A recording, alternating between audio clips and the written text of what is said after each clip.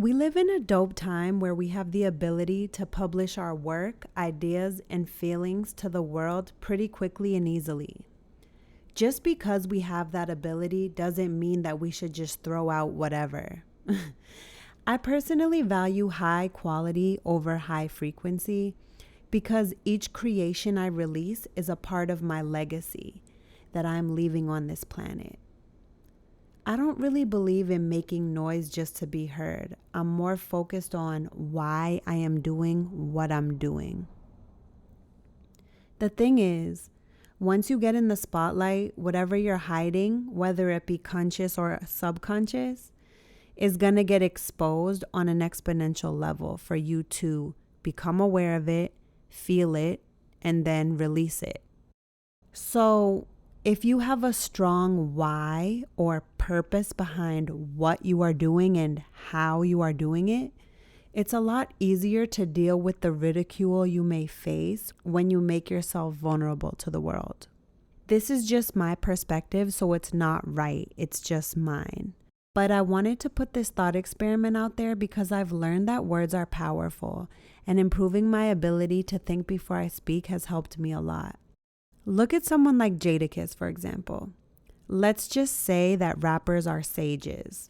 Whether it is or was his intention, he literally teaches you through his lyrics. There are so many layers to his lyrics that really teach you about life. You could listen to his lyrics over and over again and gain new understanding from them each time. I feel that he has maintained the quality of his work across his career, which is now a part of his legacy. As someone who consumes his work, I look forward to his new projects and also trust that the quality is going to be there every time. To me, that's not only mastery of your craft, but strong branding. And it creates longevity in his career because he is reliable and consistent. Pre-production and post-production can honestly be the most important stages of the creation process. Have you ever heard people say that how you start and end your day is indicative of how successful your day will be? This is a similar concept. Pre-production is where you set yourself up for success so that you can create at your highest potential. Post-production is the refinement process which solidifies your creation into its best form. As a creator, it's super important to honor your process and honor yourself as you develop your process. It's all about rhythms and cycles, or ebb and flow. There's no need to rush. Allow things to reach critical mass.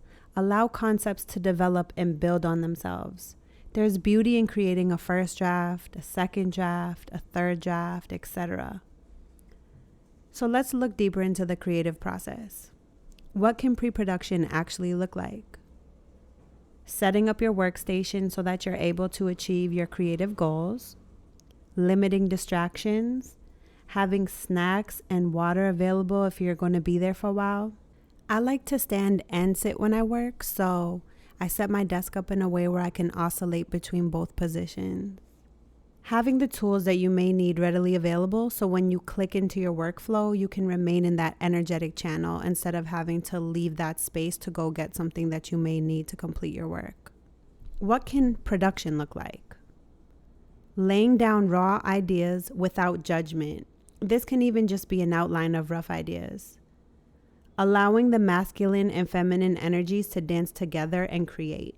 This can even entail walking away and coming back to what you started another day or later that same day to edit, improve, arrange, remove, add, etc.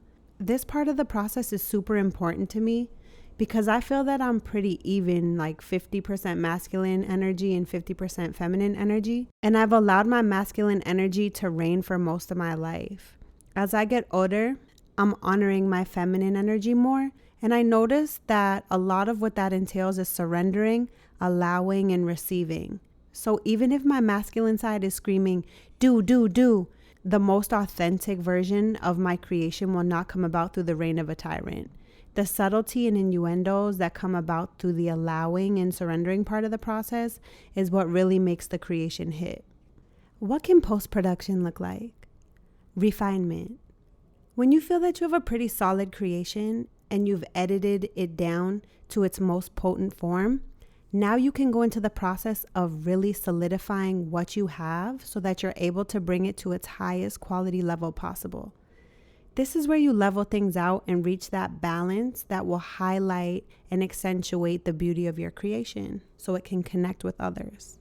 This is why you really have to develop your process and take the time and energy to do so. Everybody's different, so just allow yourself to bloom and honor your little rose petals and be open to new flowers and approaches as well.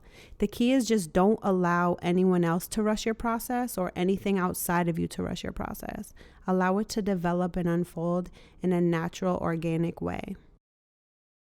It's also really important to be mindful of the power of your thought, word, and behavior sequences. If you're doing things just to make money and keep up with an algorithm, but haven't really given yourself the space to allow your creation to come to a cohesive, complete cycle, then you're really just still a slave to the system. It's just a different system than what you were doing before, which is trading time for money. And what's worse is you could potentially be sacrificing your integrity and legacy. These platforms are encouraging us to post at a high frequency to help support the platforms, not the greater good of humanity. So when we're thinking about creation, publishing our work, branding, and all of that, it really just goes back to what, why, and how every single day. Because ultimately, we are all choosing pathways every single day. One example of this is plastic surgery. I'm not against plastic surgery at all. I feel that everybody has the choice to do what they want to do with their body. I just think it's important to really understand why we are doing the things we do. Is it to get likes or attention or attract a man or gain financial abundance? What if something goes wrong and you get sick or injured? Are those things still going to be there? Also, you'll have to keep up with it too. So in a way, you just become a slave to that system. Before you get plastic surgery, really just consider why you want it and honestly just do it for you and nobody else. Don't fall for the okie doke and make permanent decisions because you're seeing things are a trend. Because remember, trends shift all the time. I'm still growing my eyebrows back from the 90s, early 2000s. Face tats are not popular anymore, and eventually the beauty ideal will change again and again and again. Even though there is a science to beauty, there are also cultural elements and regional elements. I feel like if you just work on becoming the best version of yourself and maintain yourself, you will feel good internally and project that onto the external reality, making you more attractive and magnetic. Beauty and attraction are not just physical, they're also mental, emotional, and spiritual. Also, please remember that the images that we see on social media, etc., are often highly edited and curated to appear a certain way. This does not mean that the people look like that in real life after getting their surgeries. Plus, do you want to have to live like that where you have to hide your body to turn to certain angles, etc.? I understand the pressure that many of us feel to achieve a certain beauty ideal. But why do we actually want to look like that? Like, just stop and think about it for a second. That being said, whatever path you choose, it's okay and there's nothing wrong with it. It's important to try things out and experience life so that we can truly understand what aligns with us and what does not. And even that's going to change. You might not want to get cosmetic surgery right now, but later in life, you might want to get it. Or you might have children and want to enhance your body after you give birth. Or you may get fillers and then decide to get them dissolved later. There are an infinite pathways in life and none of them are wrong, and you should not feel shameful about wanting to try any of them or experience anything. It's your life and it's your body and it's up to you, and you need to make the choices that resonate with you.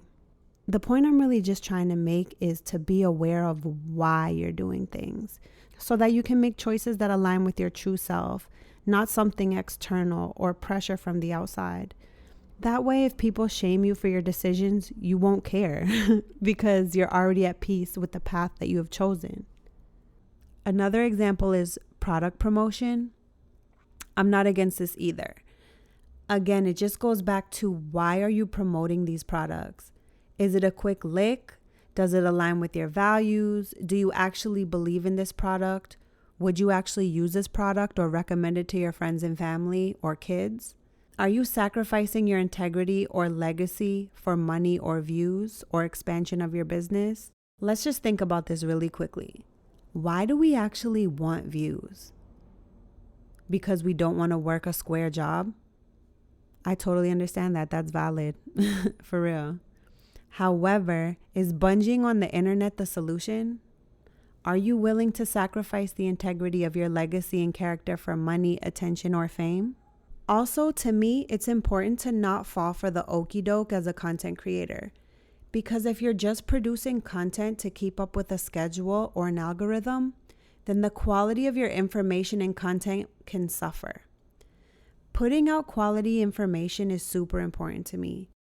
I personally am not into the whole 7 ways to blah or 8 ways to blah just because you see that format is getting a lot of clicks. Create something valid that you believe in with your legacy in mind.